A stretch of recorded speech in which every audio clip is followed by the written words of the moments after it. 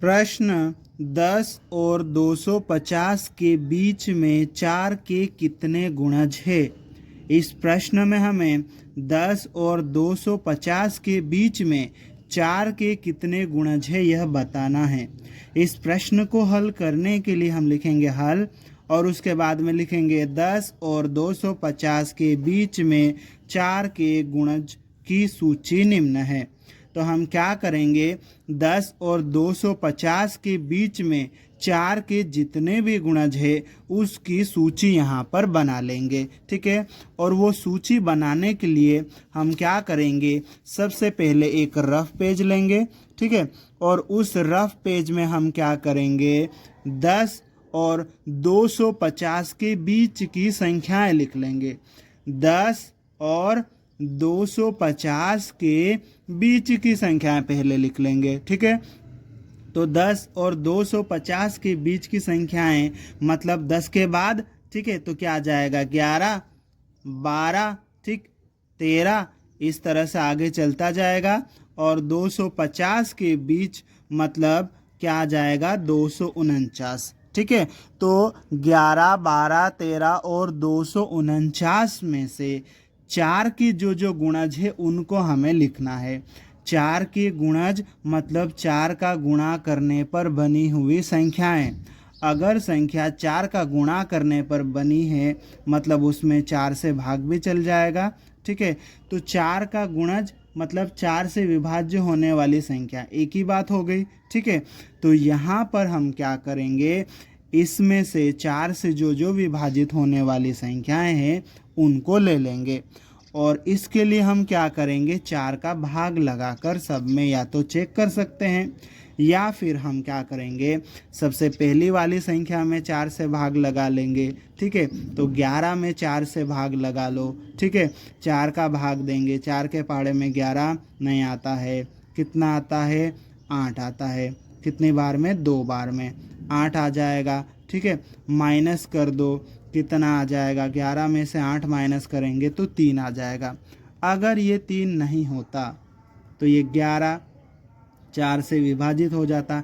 3 नहीं होने का मतलब 11 में से 3 हम घटा दें, 11 में से 3 घटा देंगे तो ये 8 हो जाएगा, तो ये तो बाहर चले जाएगा ना। ठीक है, तो 3 हम घटा नहीं सकते, तो हम क्या कर सकते हैं, यहाँ पर हम इस 3 को, है ना, इस 3 को 4 बना दे। अगर हमें इस 3 को 4 बनाना है तो इसमें 1 जोड़ना पड़ेगा, मतलब 11 में 1 जोड़ देंगे तो क्या आ जाएगा, 12 आ जाएगा। ठीक है, 11 में 1 जोड़ देंगे तो 12 आ जाएगा और 12 जो है वो 4 से विभाजित हो जाएगा। ठीक है, तो इस प्रकार से हमारी ये सूची क्या हो जाएगी, 12, फिर इसमें 4 जोड़ो क्या हो जाएगा 16, फिर 4 जोड़ो 20 हो जाएगा। इस तरह से आगे चलते जाएंगे। ठीक, फिर क्या करना है, आखिरी वाली संख्या भी तो निकालना पड़ेगा। इसके लिए क्या करेंगे, 249 में हम क्या करेंगे, 4 से भाग लगा देंगे। ठीक है, 4 से भाग लगाओ, 4 के पहाड़े में 6 बार में 24 आता है, घटा दो, ये तो पूरा 0 हो जाएगा, ऊपर से उतारेंगे 9। ठीक, 4 के पहाड़े में 2 बार में 8 आता है, घटा दो, कितना बचेगा 1। अगर ये 1 शेष नहीं बचता तो ये पूरी तरह से विभाजित हो जाता, 1 शेष नहीं बचना चाहिए, तो 1 को हटा लो यहाँ से, मतलब 1 हम इसमें से घटा देंगे।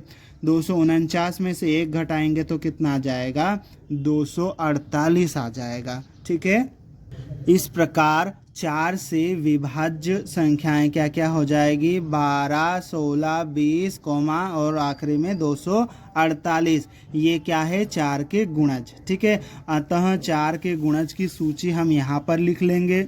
4 के गुणज की सूची में क्या आ जाएगा, 12, ठीक है, 16 और 20, फिर डॉट डॉट और आखिरी क्या है 248। ठीक है, इस प्रकार हमने 10 और 250 के बीच में 4 के गुणजों की सूची बना ली है। ठीक है, अब देखो इसको ध्यान से कि 12 में 4 जोड़ा तो 16 आया, 16 में 4 जोड़ा तो 20 आया, 20 में 4 जोड़ेंगे 24 आएगा। इस तरह से आगे बढ़ते जाएंगे तो फिर 248 भी आएगा। ठीक है, मतलब इन सब में क्या है, 4 जोड़ने पर आगे वाला पद आ रहा है, मतलब इनका सार व अंतर क्या है, 4 है। ठीक है, अगर इस सूची का सार व अंतर 4 है तो ये समांतर श्रेणी है। ठीक है, अब हमें क्या करना है, 10 और 250 के बीच में 4 के गुणजों की संख्या बताना, कितने गुणज है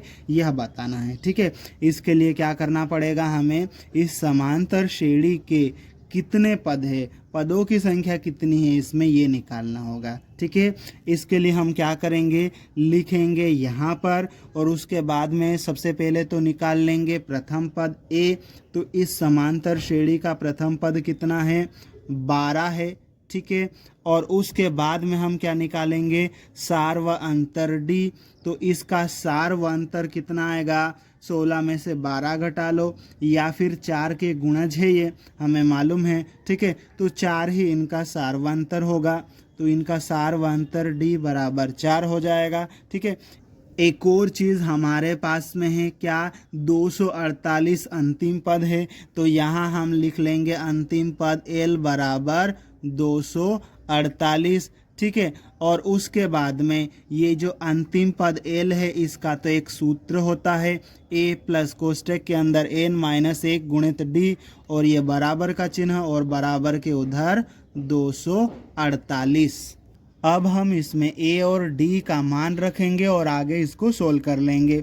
A का मान कितना हमारे पास में 12 प्लस कोष्टक के अंदर n-1 गुणित D का मान कितना है 4, ये बराबर का चिन्ह और ये 248। ठीक है, ये 12 आ जाएगा हमारे पास में, 4 का इस कोष्टक के अंदर गुणा कर दो, 4 का गुणा n के साथ में करेंगे 4n हो जाएगा, 4 का गुणा -1 के साथ में करेंगे -4 हो जाएगा, ये बराबर का चिन्ह और ये 248। ठीक है, ये 4n ऐसा ही आ जाएगा, 12 प्लस का है 4 माइनस का है, 12 में से 4 घटाएंगे तो +8। ठीक, बराबर ये 248। ठीक, 4n को हम यहीं पर रहने देंगे, ये बराबर का चिन्ह और ये 248।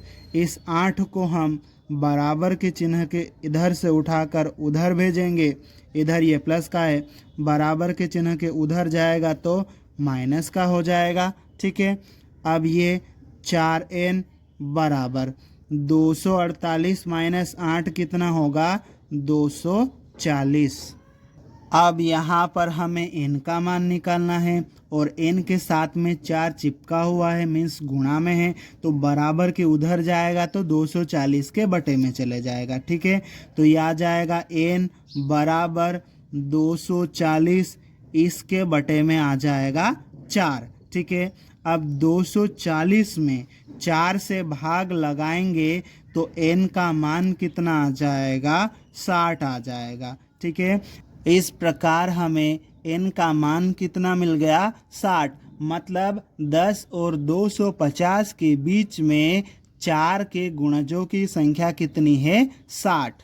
अतः 10 और 250 के बीच में 4 के 60 गुणज है और यही हमारा उत्तर है।